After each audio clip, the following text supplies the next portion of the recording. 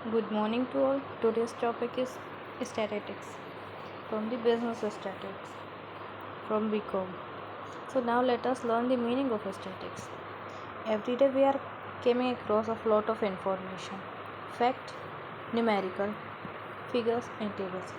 आए दिन हमें बहुत सारी इन्फॉर्मेशंस मिलती है। वो इन्फॉर्मेशन हमें फैक्ट के थ्रू भी मिल सकती है, न्यूमेरिकल एबिलिटी के थ्रू भी मिल सकती है, टेबल्स के थ्रू भी मिल सकती है और ग्राफ के थ्रू भी मिल सकती है।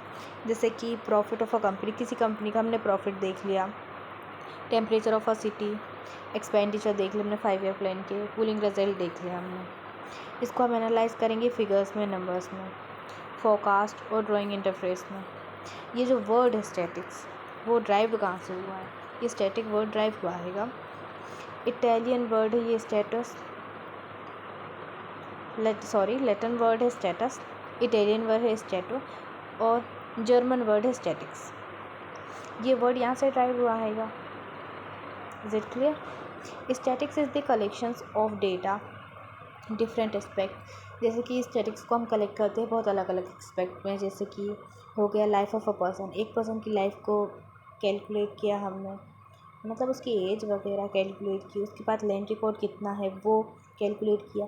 ये जो सारी चीज़ें हम कैलकुलेट कर रहे हैं ये हमें हेल्पफुल होगी, ये हमें आगे जाके हेल्प करेगी। जैसे हमारे स्टेट में हमें पता चलेगा कितनी पॉपुलेशन है, कितने लोग इस एज के पर्सनस हैं, कितनी वुमेन है, कितने मैन हैं, वो सारी चीज़ें हमें इससे पता चलेगी। कितना लैंड रिकॉर्ड है हमारे पास, वो सब पता चलेगा। इसलिए ये स्टैटिक्स यूज़ होता है। Statics is the discipline that concern the.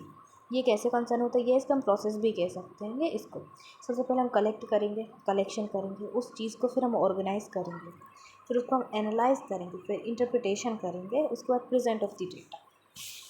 ये सारी चीज़ें हम इसमें करेंगे।